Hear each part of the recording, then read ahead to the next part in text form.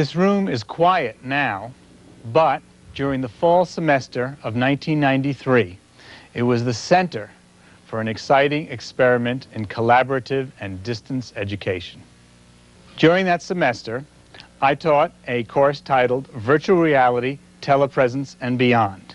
It covered those topics, plus information visualization, computer-supported collaborative work, three-dimensional visualization, and the resources and tools on the rapidly growing information superhighway called the Internet. The course had many traditional elements. It was a standard 3-credit, 15-week graduate computer science course. There were 12 students sat in front of me on Tuesdays and Thursday mornings from 9:30 to 10:45. And we had 2 textbooks for the course. The one called Virtual Reality Through the Looking Glass by Pimentel and Takara, and Connections, New Ways of Working in the Networked Organization by Sproul and Kiesler. We also had some interesting technological assists here, the main one being that the course also had 12 students located remotely around the country who saw the course through satellite TV services of the National Technological University. Some of these students had as much as a 2 to 7 day delay in getting to see these programs, and they saw them by tape. We also had video phones, which could be used by students to chat at night about their projects, and one of the students participated through that video phone. For the whole group, but overall, I think this class has been great. I've learned tons, and I've really enjoyed working with the groups that I have.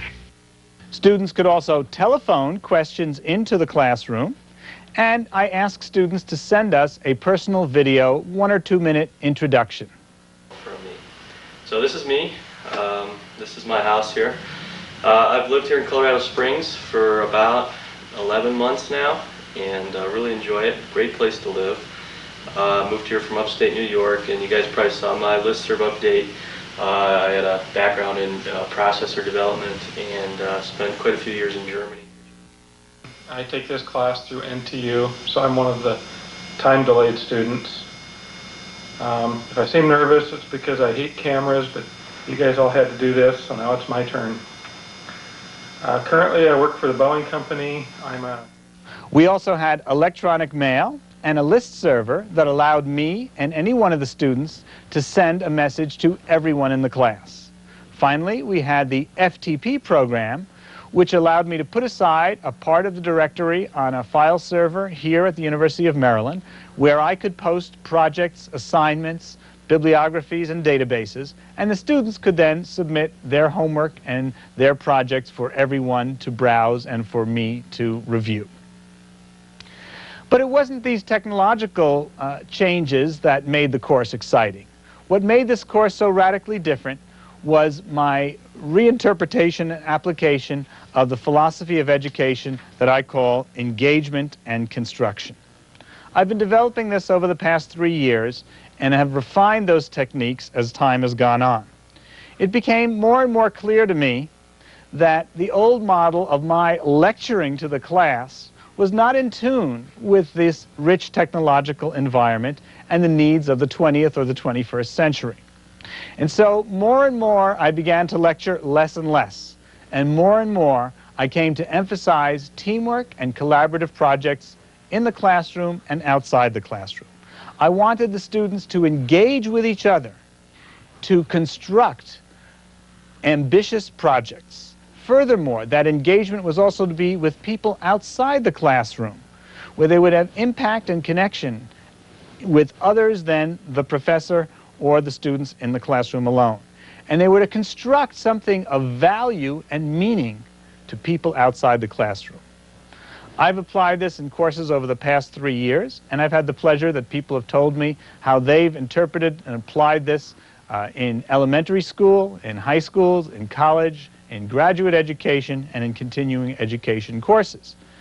By giving that vigorous experience of working together to make something novel, it creates a new learning experience. In this course, I applied those philosophies in these ways. First, I expected the students to present chapters of the text and to lead discussions. That limited the number of lectures that I gave. And then I expected ambitious team projects in which they worked together and also got information from people who were outside the course. There were ambitious goals that were set, and it focused on the construction of two major classroom projects: EVE, the Encyclopedia of Virtual Environments, and JOVE, a semester-long project which they were to work on teams to conduct a research effort that would be significant and publishable at a conference. During the first 7 weeks of the semester, the 24 students collaborated to define and build EVE, the Encyclopedia of Virtual Environments. It's available to anyone on the net through FTP, File Transfer Program, at umd5.umd.edu, getting the file in the directory pub/vrtp/eve.ascii. The students defined a table of contents that listed more than 40 articles in 3 segments: the system components, the application areas, and the human factors. In the ASCII version, the text follows immediately, and the 500,000 bytes of information contain the full descriptions that the students had written and references to the files for getting the images. The second version of EVE was built using Mosaic, which allowed the inclusion of graphics and a richer hyperlinking environment. The same table of contents was available for users to browse, and in this case, instead of having to scroll through the text, they could simply click on the article that interested them, like this one on display technologies. Each article began with a title and gave the author or authors' names, and then you could browse through it reading the text, and when there were images, you could browse through the images. This one shows different display devices, and in this case, the images were created by the student who composed the article.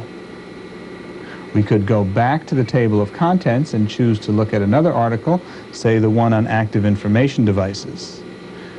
The article's author is listed again, and in this case, we could select the images to appear as photographs that were scanned in, and these images were recorded in black and white or in color, depending on what the source of the image was.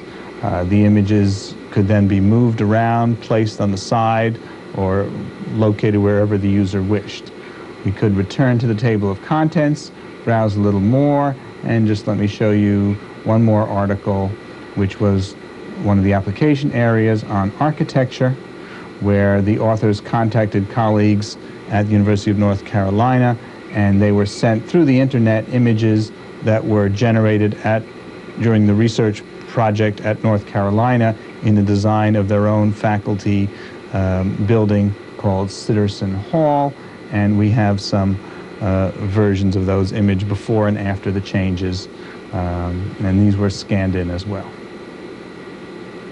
JOVE, the Journal of Virtual Environments, as it says right here, is a collection of 9 articles that report on the original research done by the members of the class. The full list of authors of these 9 projects was stored away, and in some cases the students managed to put in their own photographs. JOVE also contained a table of contents listing the 9 articles, and let's take a quick look at a couple of them. This one on remote visual navigation was done by 4 of the students in the class, and this report also has its own table of contents, which is directly selectable. We'll take a look at the experimental apparatus. In this experimental report, the photographs of the experimental materials were scanned in and added to the database as well. Here's one of the students, and you can see the assembly that they used to do the experimental study. We could read on about the experiment and take a look at the information about the hand controller and some of the technical materials that they describe, then see something about the results by clicking on the demographics of the results section. This image shows the results in a colorful and dramatic manner. Another project focused on air traffic control displays that would be three-dimensional rather than the traditional two-dimensional view. The student names are listed, their outline is here. Let's look at the experimental method. We can select the perspective display button. This is a low-resolution version of the very high-resolution three-dimensional display that was tested in the study, where aircraft in the foreground were closer, shadow showed the altitude, and the direction and heading were also indicated by three-dimensional icons. The control treatment was the plan view display, which showed the same aircraft but using icons and abstract shapes. Other information about the experiment and references to the literature were also contained in this article. We could take a brief look at the results and study the data if we wanted to. One of the JOVE projects was a team of 4 who evaluated the course itself. One of the students was located in the classroom here. The other 3 were scattered around the country. They collaborated to construct a survey questionnaire with 50 items, which was sent to all the students in the class. They analyzed that data, plus they analyzed the usage of the list server, and the amount of information and the sources of the information. As a result of that analysis, which has been submitted to conference for publication, they came up with a set of guidelines for instructors who might want to try such collaborative and distance learning courses. The 4 guidelines they came up with, 1, were to facilitate ease of access to needed technologies. They pointed out the difficulties we had with the tape delay and the difficulties that some students had early on in getting adequate electronic mail access to participate actively in the course. Second, they encouraged that promotion of a sense of engagement, how teamwork would occur, how presentations would be made within the classroom. And third was to foster the sharing of information, that I required interchanges among students by having them work in pairs to make presentations and in teams to prepare their projects. So they had to send information and cooperate. Fourth was to promote individual gratification. They pointed out the importance of my guidance and commentary and feedback to individuals, and also the sort of atmosphere of support in the classroom. For example, when the students made their presentations in class, we would often applaud or cheer them on, help them if they needed some help, and relax them if they felt anxious. Also, when they did the evaluations of each other's JOVE project drafts, I required that they send positive messages first about the good things about the drafts they had read, and then to make suggestions for improvement. Overall, it was a dramatic and intense experience for me, and as with much of the research and collaborative education, the response of students has a higher variance than usual. There were at least 2 students who were quite upset at the high level of expectations and the demands of this course, pointing out that the level of effort they had to devote was much greater than in the other courses they had participated in through satellite TV. On the other hand, many students were ready to tell me about how important this course was in changing their professional goals and their professional style of work. It was an intense experience for me and for the students, but I think that we were all proud of what we accomplished in building EVE as a team and proud of the ambitiousness of the projects in JOVE. For myself, I will be using engagement and construction methods again in future courses, and I hope that these ideas can contribute to changing your ways of teaching, and I look forward to hearing from you about how you've been able to apply these methods. Thank you.